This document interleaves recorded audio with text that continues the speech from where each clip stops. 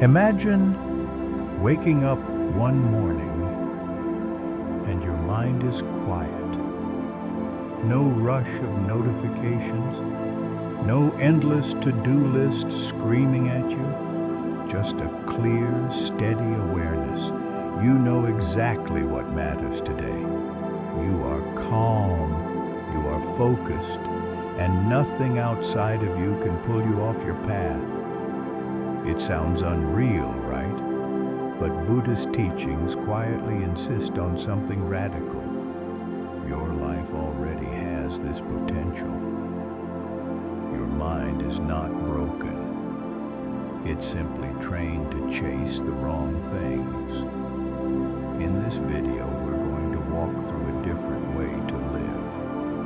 A way where you understand why you get so distracted, why your attention is scattered, why you feel tired even when you do nothing, and how to gently train your mind back to clarity step by step.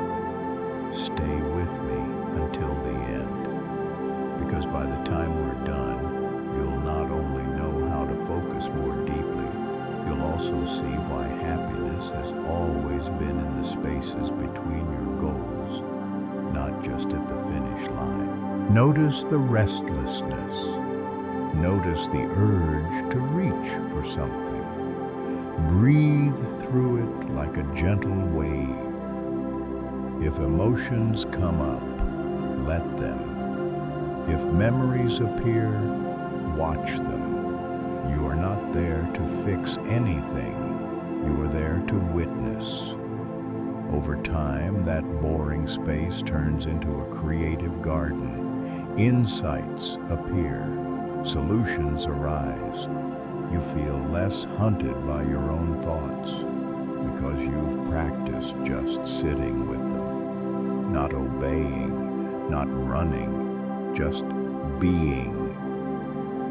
And as you learn to sit with your inner world, you begin to understand a deeper truth.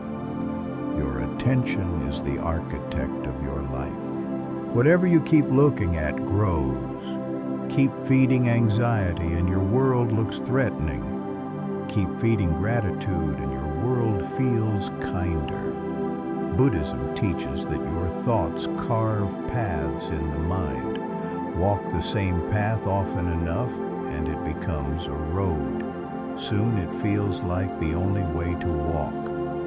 This is why changing your life often starts with changing what you repeatedly notice. Here is the fifth shift. Treat your attention like a spotlight. Each morning, ask yourself one simple question. What do I want my attention to feed today? Maybe it's patience. Maybe it's a project. Maybe it's healing. Maybe it's being truly present with your family. Write it down. One line. Then as the day moves on, catch yourself in little moments. Is my attention feeding what I chose? If yes, gently affirm it.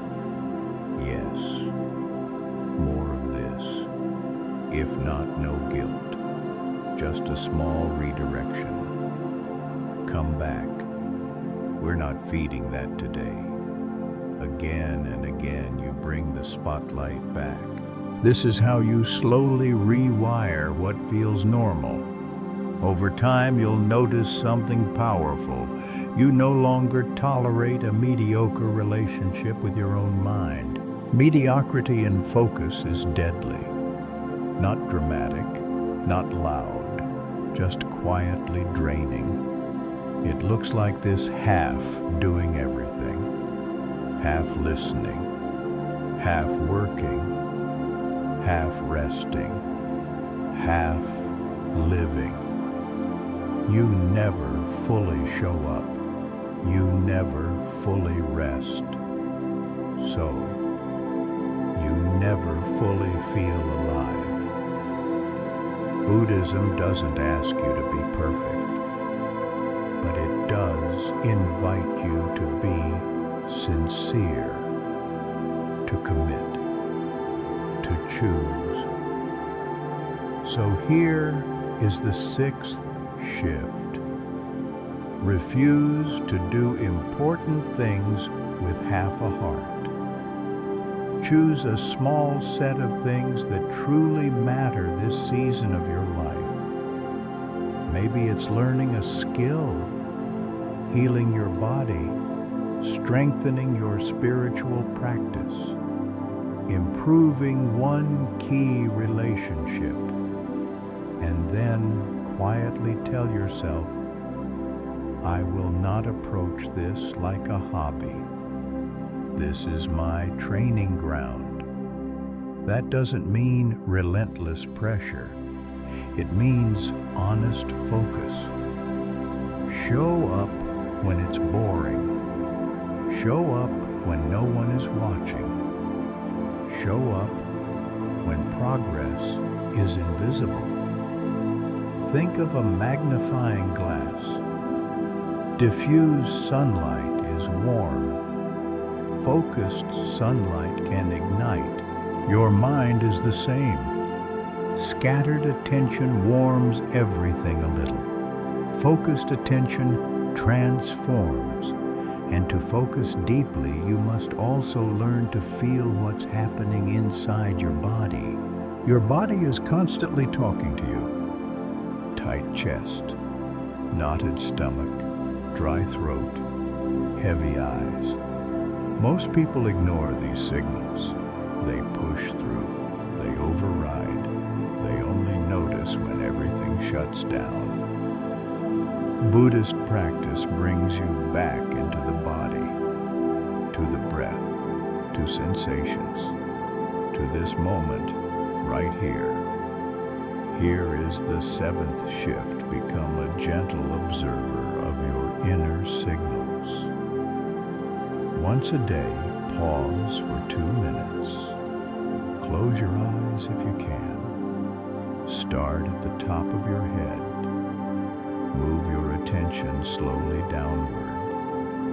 Forehead, eyes, jaw, neck, shoulders, chest, belly, back, arms, legs, feet.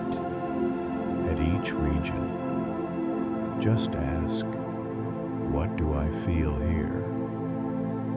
Warmth, coolness, tightness, buzzing, nothing. Nothing is also an answer. Don't analyze. Don't dramatize. Just notice. You are learning a language you were never taught in school, the language of your nervous system. Soon, you'll recognize patterns. Oh, my chest tightens before I open that app. My stomach clenches when I see that name. My jaw hardens every time I tell myself I'm behind. With this awareness, you can respond earlier. You can step out for a breath. You can question a story. You can say no. You are no longer surprised by emotional storms. You see the clouds before the rain. And when you see more clearly, you can act more deliberately. A dream without action is just a fantasy. Buddhism speaks of right effort and right action. Not frantic effort, not blind action, but steps aligned with wisdom and compassion. Here is the eighth shift. Turn your deepest intentions into small, deliberate moves every day. Take one dream, just one. Write it in clear language. I want to live with less anger. I want to build a body that feels strong and light. I want to deepen my spiritual practice. I want to create work that truly serves others. Then ask, what is one tiny action I can take today that matches this? Not tomorrow, not when life is less busy. Today, maybe it's one honest conversation, 10 minutes of exercise, 5 minutes of meditation, writing one paragraph. Then do it as if it matters, because it does. You don't build a temple in one day. You place one brick with full attention, then another, then another. The habit of deliberate action does something subtle to your mind. It teaches you that you can trust yourself. When you say you'll do something small, you do it. Trust is inner wealth. It quiets anxiety. It reduces noise. Because the biggest distraction is often self-doubt. And there is one modern distraction that magnifies all the others' endless connection. You are reachable all the time. And because you are reachable, you feel responsible to respond all the time. Messages, emails, alerts, news, reels, stories. Information doesn't just appear, it invades. Buddhist wisdom is clear on this: attachment brings suffering. Clinging to stimulation is still clinging. Here is the 9th shift: practice compassionate disconnection. This isn't about hating technology. It's about loving your mind enough to give it space. Choose sacred times when you are offline, completely. Maybe the first hour after you wake, maybe the last hour before sleep, maybe one afternoon each week. Turn off the Wi-Fi, leave your phone in another room. Let the quiet feel strange at first, then fill that space with life. You walk, you read a real book, you cook, you stretch, you pray, you meditate. You stare at the sky. You will notice something interesting. The world does not end when you are unreachable. Let's begin right where your struggle actually starts.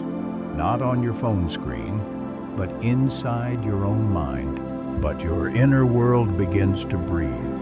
You gain back pieces of yourself that were handed to screens. Attention, patience, curiosity. And slowly you remember what happiness actually feels like. Happiness is not a big explosion at the end of your goals. It's the warmth you feel on small stretches of the path. You finish a simple task with full presence. You sit in silence and feel okay. You laugh with someone you love. You drink water and really taste it. The Buddha pointed again and again to the present moment, not as an idea, as a place to live. Here is the 10th shift stop: postponing happiness to after the promotion, after the launch, after your body changes, after the relationship. You are allowed to enjoy the steps. Tonight, before you sleep, ask yourself, what little moment today was quietly beautiful? Maybe it was sunlight on a wall, someone's smile, a small act of kindness, a breath that felt deeper than usual. Let your mind rest on that memory for a few seconds. Feel it in your body. This practice trains your spotlight so it doesn't only land on pressure and problems, it also sees softness and grace. Over time, you will notice that even on hard days, there are smooth pockets, moments when things flow, when your mind is clear, when your work feels like play. Those are not accidents, they are episodes worth honoring. We rush past our wins. We obsess over our failures. But if you never pause to feel your progress, your brain never learns. This effort is worth it. Here is the 11th shift. Celebrate the smooth stretches of your journey.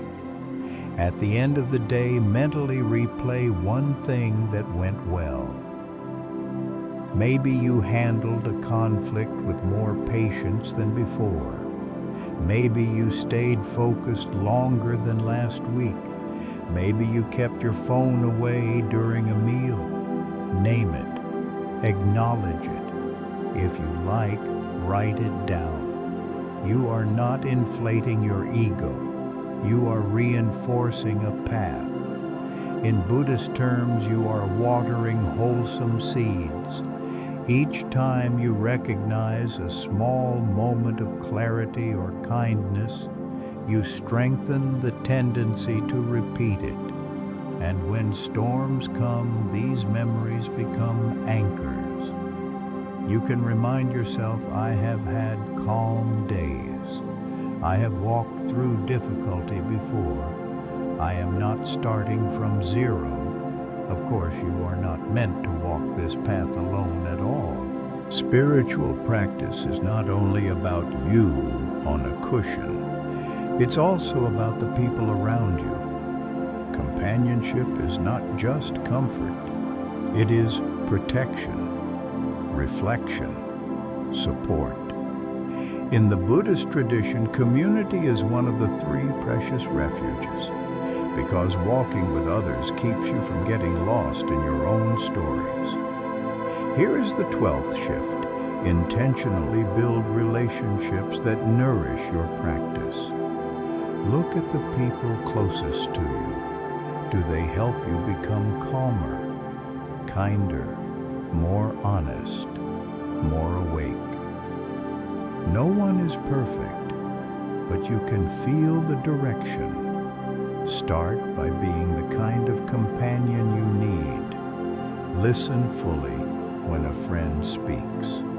Put your phone aside. Look into their eyes. Ask how they are, and actually want to know. Offer help where you can, not to feel superior, but to remind yourself we are all walking this fragile path together. When you fall, let others help you. When they fall, offer your hand. Loneliness magnifies distraction. Belonging calms it. From this field of connection, another deeper truth emerges. Your life is shaped by what you obsess over. Obsession sounds negative, but there is a wise form of obsession. If you continually return to resentment, you become bitter. If you continually return to fear, you become timid. If you continually return to your higher purpose, you become aligned. Buddhist teaching suggests that the mind follows its most repeated patterns. So here is the 13th shift. Choose a noble obsession, not a person, not a status, not an object. Choose a quality, peace, compassion, clarity, courage. Let this become the thing you return to in thought. When you're angry, ask, how would this look if peace were my priority? When you are hurt, ask, how can I move through this with compassion for myself and for others? This kind of obsession slowly saturates your decisions. Your inner dialogue changes. Your reactions soften. And as your inner world becomes more harmonious, you walk closer to the middle way. Neither extreme harshness nor extreme indulgence. Balance. The Buddha spoke of the middle way as an escape from extremes. Too much pleasure dulls you. Too much self-denial breaks you. Inner balance is not a static pose. It's a constant adjustment, like a sailor keeping a boat steady on waves. Here is the 14th shift. Treat your life as a practice in balance. Notice the extremes in your habits. Work without rest, rest without intention, strict control, chaotic drifting. Ask yourself gentle questions. Could I soften here a little? Could I strengthen here a little? Balance your body, move it, feed it well, let it sleep. Balance your mind, give it effort, give it rest, give it silence. Balance your heart, feel your emotions, but don't let them drive the car alone. When you drift to one side, don't shame yourself. Course correct. Breath by breath, choice by choice, you return to center. And the tool that makes all these shifts possible is very simple, very quiet, and very often ignored practice. Practice is not glamorous. It is not viral. It is not instantly rewarding. It is you showing up again and again. Buddhism talks about right effort as a steady flame, not a sudden explosion. Here is the 15th shift. See your whole life as training in awareness. You don't need long, perfect sessions. You need many small returns. You drift. You notice. You come back. You forget your breath. You remember. You come back. You get lost in a story. You catch it. You come back. 5 breaths in full awareness are better than an hour of daydreaming on a cushion. Start small, maybe 5 minutes of meditation each day. Just sit. Notice the breath. Notice thoughts. Let them pass. When you miss a day, don't declare failure. Don't wait for Monday. Begin again at the next possible moment. This is how focus becomes a way of being, not a drama you perform once in a while. So, where does all of this leave you? You now see that distraction is not just out there, it's a pattern inside, a pattern you can understand, a pattern you can retrain. You've met 15 shifts, seeing the root in your own mind, allowing gentle scatter instead of constant chaos, expanding your gaze, honoring boredom, guarding your spotlight of attention, rejecting half-hearted living, listening to your body's whispers, taking deliberate small actions, disconnecting with compassion, tasting happiness in the middle of the path, celebrating smooth stretches, nourishing deep companionship, choosing a noble obsession, walking the middle way of balance, and committing to practice again and again. You don't have to apply all of them at once. Choose one, just one. Let it accompany you for the next 7 days. Watch what changes. Not outside first, inside. Your reactions soften. Your breathing deepens. Your choices become a little more conscious. Your mind loves dopamine. That tiny spark of this feels good. New video, new message, new idea, another task, another plan, another small hit of excitement. Most people think distraction is outside.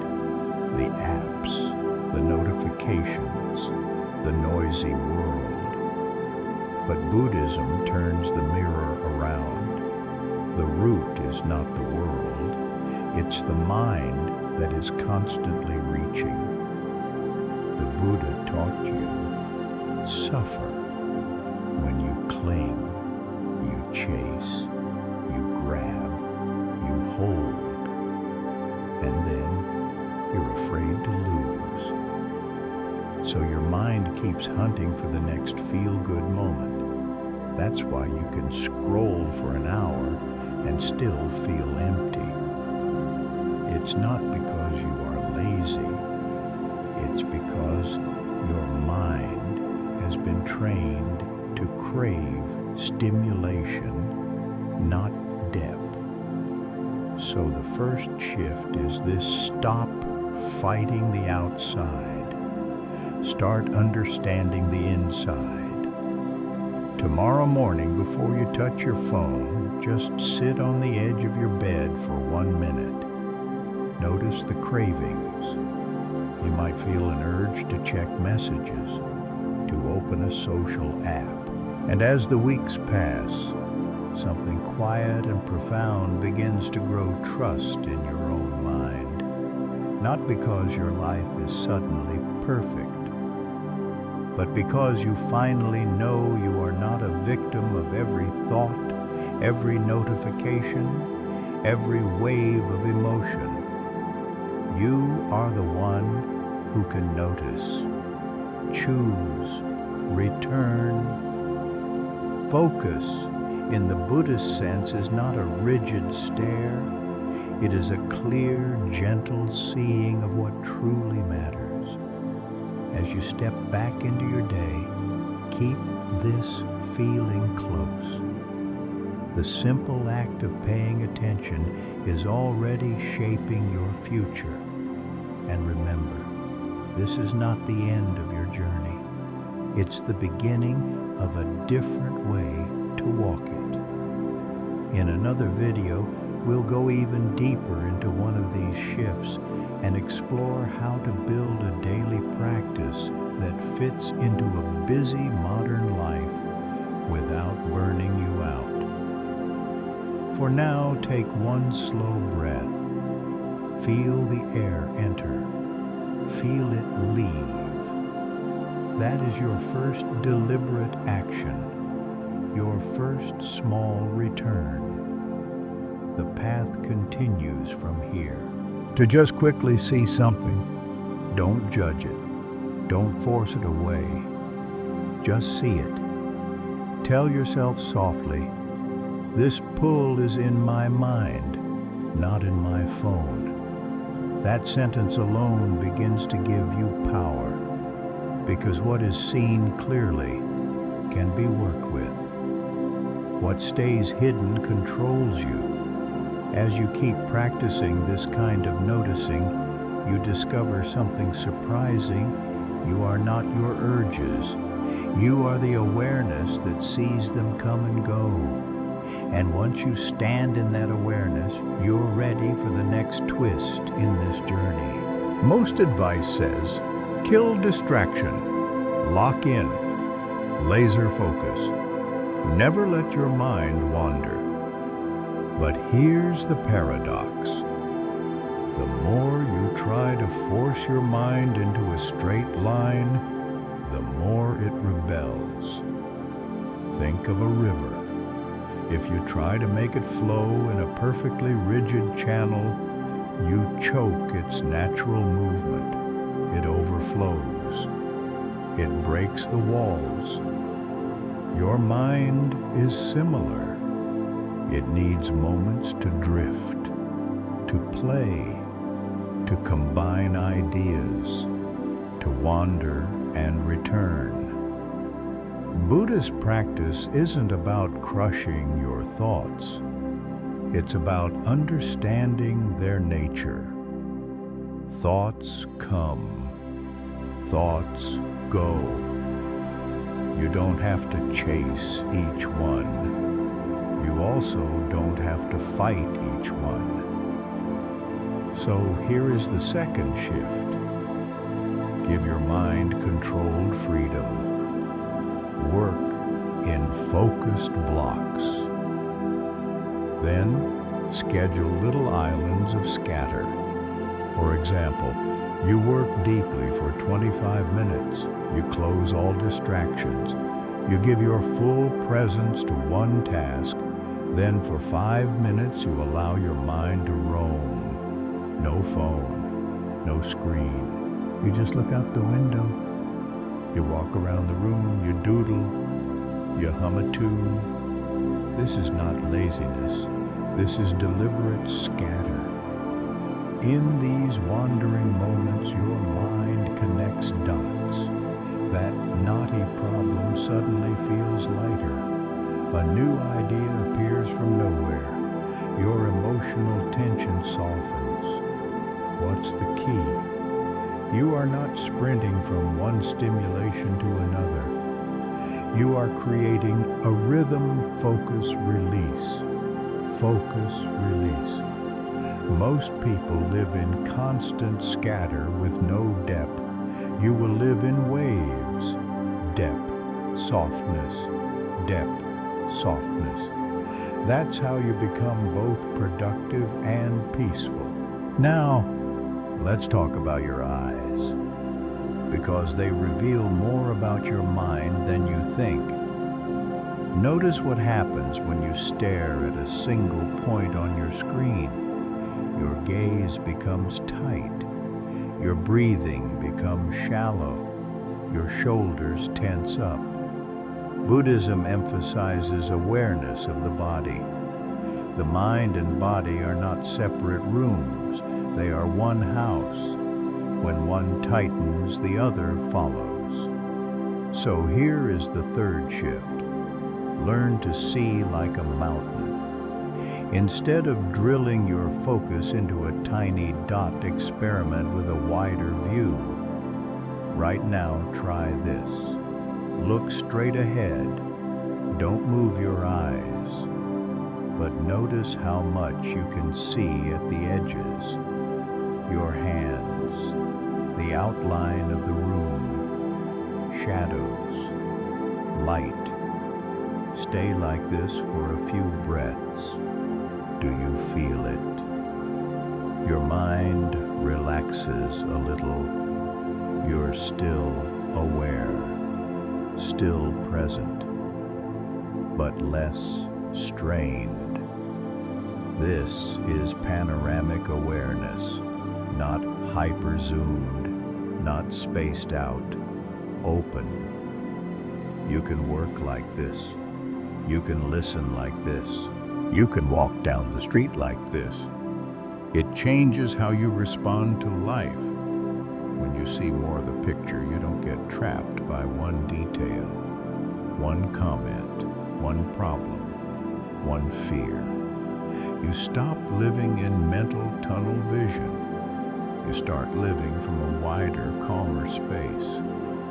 And from that space, something we usually run away from becomes your teacher, boredom. We live in a war against boredom. The moment there's a gap, we fill it. Waiting in line, scroll. On the bus, scroll. At the table, scroll. But boredom is not your enemy. It's a doorway. When you stop stuffing every empty second with stimulation, your mind starts to show you what you've been avoiding. Old feelings, unfinished thoughts, hidden desires, unprocessed pain. That's why it feels uncomfortable. The Buddha pointed again and again to stillness, to sitting, to simply observing. Not because life has to be slow, but because depth is only revealed in quiet. So here is the fourth shift. Reclaim boredom as sacred space. Choose one moment in your day when you will allow yourself to be useless. No phone, no book, no music, just you on a chair, on the floor, on your bed. At first your mind will scream, "This is a waste of time. I could be watching something. I could be doing something productive." Smile at that voice. Stay